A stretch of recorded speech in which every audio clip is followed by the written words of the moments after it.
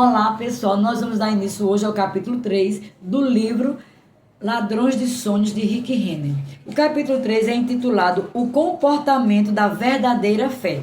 Esse capítulo nós vamos dividir em 3 vídeos, ok? Vamos iniciar? Vamos voltar àquela primeira frase em Hebreus capítulo 10, verso 23, onde diz: guardemos firmes a confissão da esperança.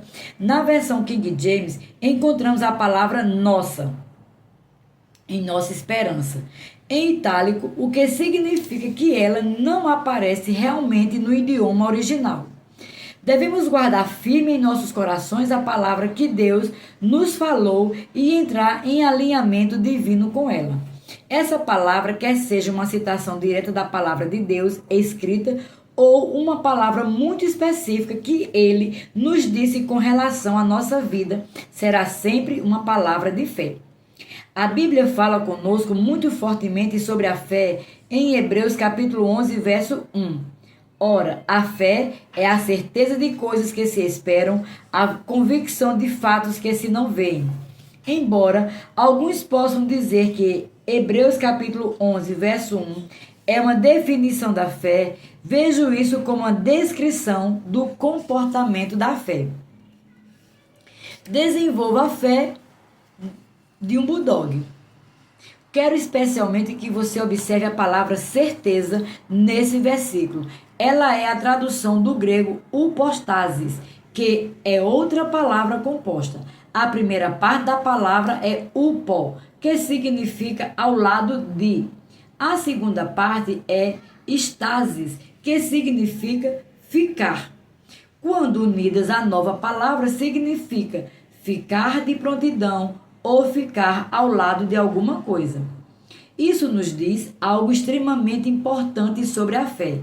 Quando a fé finalmente encontra o que precisa ou quer, ela não desiste até ter o que procura. Ou poderíamos dizer que a fé é como um bulldog que finalmente encontrou o osso dos seus sonhos. Quando o bulldog prende aquele osso entre as suas mandíbulas, ninguém conseguirá arrancá-lo de sua boca. Ainda que alguém sacuda com toda a força e tente puxar aquele osso da boca do bulldog, ele não largará. O bulldog ficará com aquele osso e nunca desistirá dele. Quando entendemos esse significado de upostasis, certeza, sabemos que esse tipo de fé é determinado, comprometido e irredutível. Ele sabe o que quer e não desistirá até conseguir. Esse é um tipo de fé resoluta, firme, cheia de coragem, que tem iniciativa e determinação. É a fé que olha diretamente na face da oposição e se recusa a desistir. Ela é firme, resoluta, persistente, indomável, incansável, obstinada e inflexível. Esse tipo de fé sabe exatamente o que quer. É uma fé que não se dobrará sob pressão e que decidiu crer a qualquer preço. Chova ou faça sol, tenha de afundar ou nadar, até ver a manifestação do que Deus disse ou prometeu. Esse é o comportamento da fé de um bulldog, como descrito em Hebreus capítulo 11, verso 1. Portanto, poderíamos traduzir esse versículo assim: ora, a fé está incansavelmente e determinadamente de prontidão e nunca abre mão das coisas que espera. Você poderia perguntar: onde eu consigo esse tipo de fé? Essa fé é o transbordar de um relacionamento divino com Deus que se desenvolve à medida que você ouve uma palavra dele e se compromete de todo o coração a ficar de prontidão junto a essa palavra até vê-la se cumprir na sua vida. Quando você entra nesse alinhamento divino, a fé se levanta do seu coração e inunda a sua alma, dando-lhe capacidade sobrenatural, a tenacidade, a força de vontade e a ousadia santa para ficar de prontidão junto ao sonho ou à visão que Deus lhe deu. É nesse estado de unidade com Deus que nós nos tornamos tão persistentes acerca do sonho que Ele plantou em nosso coração quanto a um bulldog com o seu osso. Não importa quanto tempo leve, quantos obstáculos precisem ser vencidos, ou com que força alguém ou alguma coisa esteja tentando arrancar esse sonho do nosso coração ou nos convencer de que não cabe a nós realizá-lo. Nós ouvimos de Deus e não importa quanto isso nos custe, não renunciaremos ao nosso sonho. Esse é o comportamento da fé verdadeira. Costumo encontrar pessoas que tentam tornar os ensinamentos sobre a fé profundos e complicados demais. E o resultado é que ninguém sabe bem ao certo o que a mensagem realmente é. Mas a verdade é que viver pela fé é algo muito simples de entender. O comportamento da fé é demonstrado por uma decisão tenaz e irredutível de ficar firme com uma palavra de Deus e recusar-se a soltá-la até vê-la totalmente completa. Nada mais o satisfará se você estiver realmente andando por fé. Subtítulo: Os heróis da fé. Em Hebreus, no capítulo 11, verso 2, o Espírito Santo continua descrevendo o comportamento da fé. Pois pela fé, isto é, por essa fé tenaz, comprometida, irredutível, que sabe o que quer e que não desiste até receber a sua resposta, os antigos obtiveram bom testemunho. Observe particularmente a palavra antigos. De acordo com esse versículo, Hebreus capítulo 11 não é realmente um capítulo sobre a fé em si, mas sobre exemplos dos anciãos do Antigo Testamento, tanto patriarcas quanto matriarcas que andaram por fé. Os versículos que se seguem são conhecidos geralmente como os heróis da fé. Essa passagem da Bíblia descreve as grandes façanhas que esses homens e mulheres de Deus realizaram com a sua fé durante o curso de suas vidas. O versículo 3 continua dizendo: pela fé, abre parênteses, isto é, através desse mesmo tipo de fé comprometida que nunca desiste, fecha parênteses. Entendemos que foi o universo formado pela palavra de Deus, de maneira que o visível veio a existir das coisas que não aparecem. À primeira vista, esse versículo parece estar falando sobre como Deus criou a terra e o universo. Entretanto, isso contradiria o versículo 2, que acaba de nos dizer que o capítulo inteiro é sobre as façanhas dos anciãos do Antigo Testamento e não diz nada sobre Deus ou a criação. Além do mais, o restante do capítulo lista as façanhas dos santos do Antigo Testamento e não diz nada sobre o ato da criação de Deus. Se este capítulo é realmente sobre os atos e o comportamento dos homens e mulheres que andaram por fé, como o versículo 2 afirma claramente, porque o escritor de Hebreus de repente quebraria o fluxo da mensagem e passaria a um assunto completamente diferente, falando sobre a obra de Deus na criação. Uma olhada mais profunda em Hebreus, no capítulo 11, verso 3, responde plenamente a essa pergunta e revela que este versículo é, na verdade, uma continuação do versículo anterior. O Espírito Santo ainda está falando sobre os patriarcas e as matriarcas do Antigo Testamento, aqueles homens e mulheres de Deus que andavam com a fé de um bulldog, entraram em um alinhamento divino com o plano e o propósito de Deus para suas vidas, nunca desistiram ou abandonaram a palavra recebida de Deus até verem se cumprirem em suas vidas e para a sua geração. Observe que o versículo 3 diz: pela fé entendemos que foi o universo formado pela palavra de Deus. Quero que você observe especialmente as palavras universo e formado. Ao estudar essas duas palavras, um entendimento novo e fresco desse versículo emerge. A palavra universo ou mundos, em algumas versões, vem da palavra grega aionos, que se refere a períodos determinados dentro da história passada da humanidade, como décadas, gerações, séculos ou milênios. Todos esses poderiam ser tecnicamente descritos como um aionos, porque cada um é um período de tempo específico determinado dentro da história da humanidade. O versículo 3 poderia ser traduzido deste modo: pela fé, entendemos que diferentes períodos de tempo, diferentes décadas, séculos, milênios e gerações dentro da história passada da humanidade foram formadas pela palavra de Deus. Agora, observe a palavra formado. Ela vem do grego kataridizo, que significa transformar ou alterar a forma e o molde exterior de uma coisa que já existe. Assim, o Espírito Santo não pode estar falando sobre a criação original do mundo. Se ele estivesse falando da criação, não teria usado a palavra formado, porque ela descreve enfaticamente não a criação de algo novo, mas sim a recriação, a remodelagem, a reforma e a alteração de algo que já existe. Formado é a mesma palavra grega que usaríamos para descrever o que um oleiro faz enquanto trabalha com um pedaço de argila.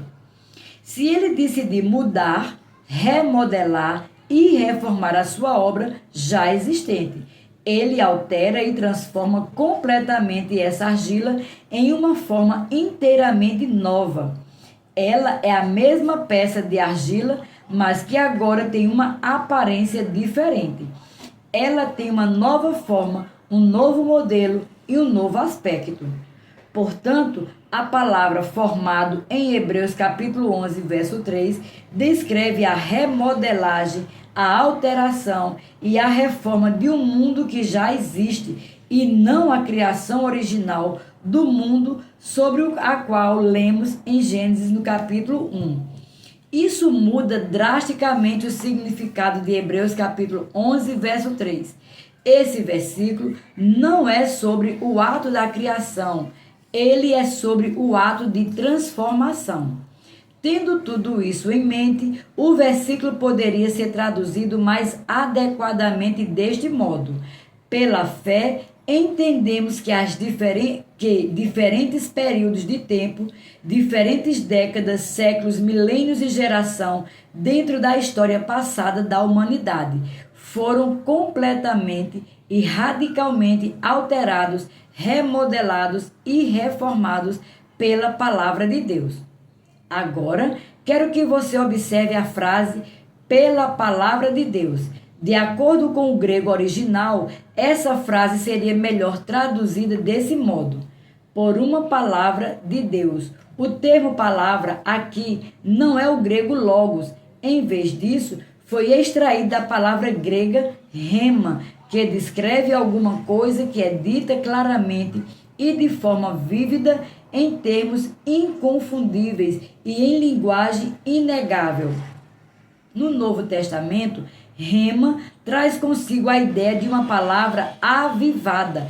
Ela se refere a momentos em que o Espírito Santo fala ao coração de uma pessoa, dando a ela uma palavra específica para um tempo específico e para um propósito específico. Assim, a primeira parte do versículo 3 poderia ser traduzida deste modo: pela fé, entendemos que diferentes períodos de tempo, diferentes décadas, séculos, milênios e gerações dentro da história passada da humanidade foram completamente e radicalmente alterados, remodelados e reformados por aqueles que receberam uma palavra clara e inegável de Deus para um propósito específico. É claro, isso faz sentido.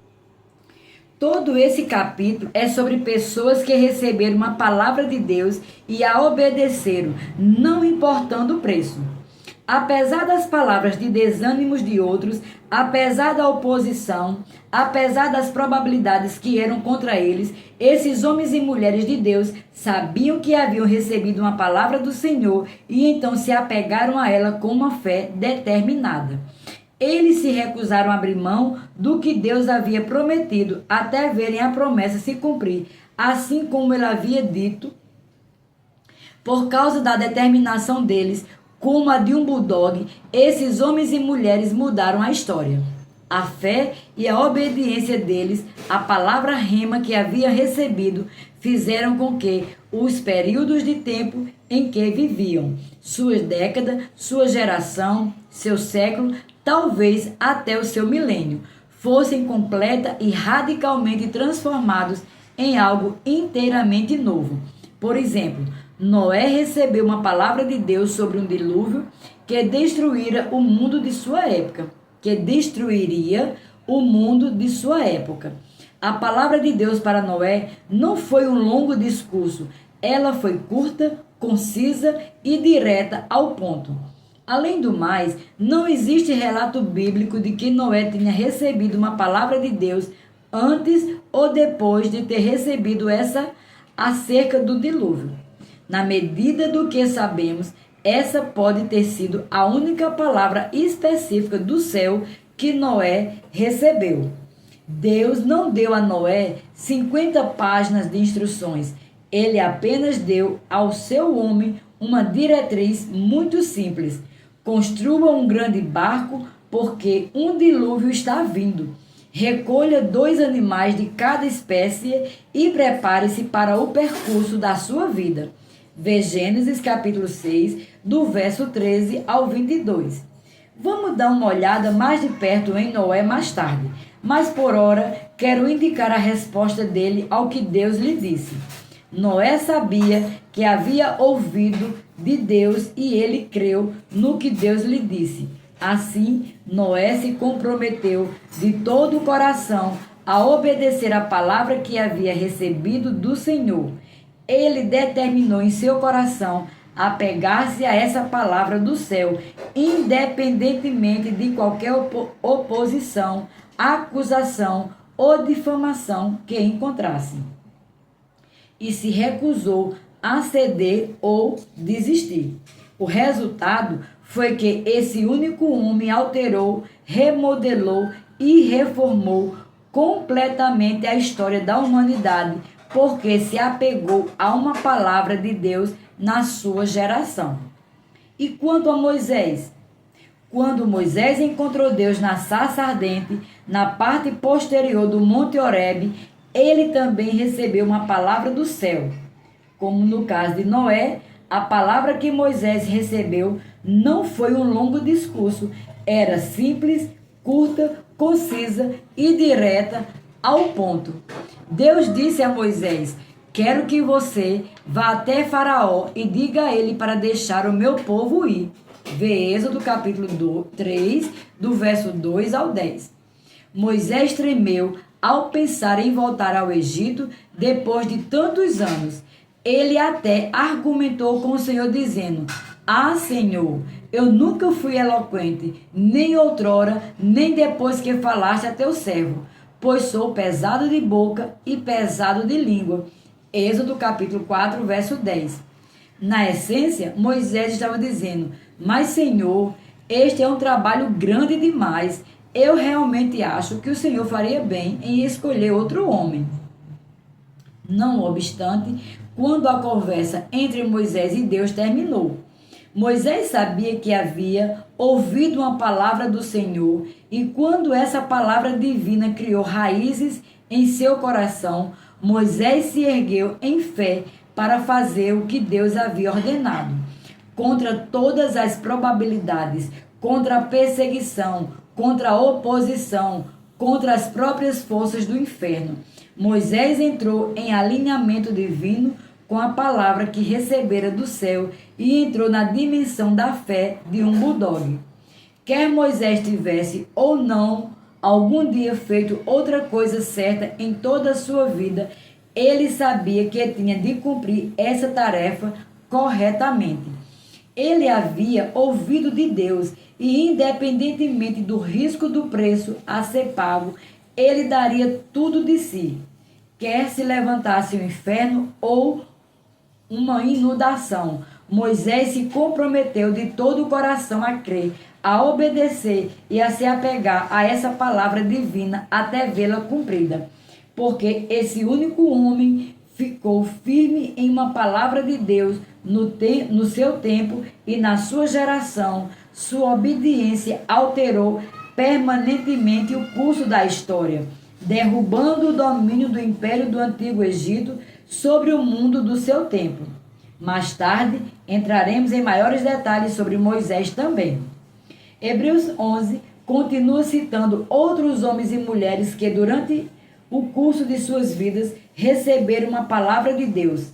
Exaltamos esses indivíduos em nossas mentes e pensamos nele como sendo pessoas extraordinárias, quase sobre-humanas. Mas eles eram apenas seres humanos normais, comuns, pessoas como você e eu. E isto é, até cada um deles receber uma palavra de Deus, decidir obedecê-la.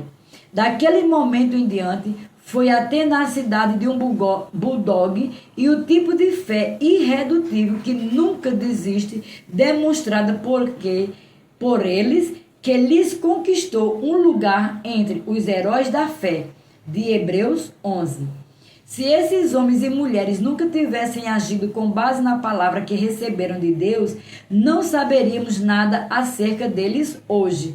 Mas eles se tornaram campeões da fé por causa da sua decisão obstinada e inflexível de se apegarem à palavra de Deus com um tipo de fé que se agarra a algo que nunca desiste. O tipo de fé firme e eficiente que se recusa a ceder.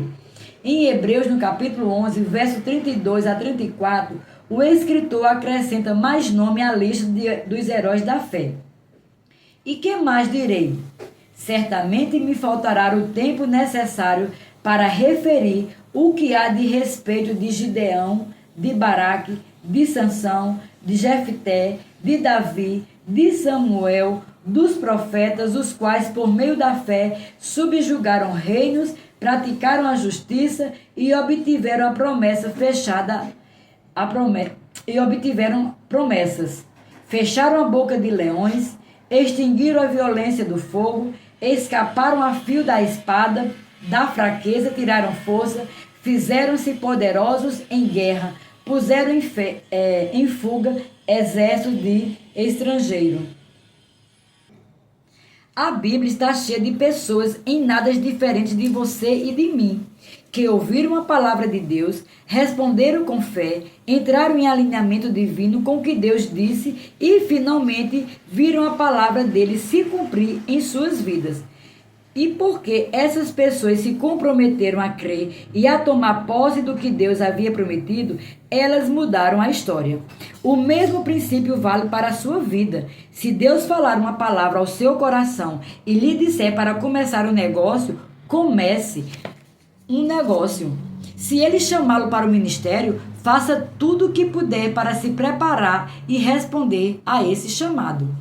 Não espere que alguém lhe dê uma profecia de 50 páginas antes de obedecer a palavra de Deus que você já ouviu. Deus raramente fala conosco de uma forma tão longa porque Ele sabe que somos simples demais para compreender um discurso longo e detalhado.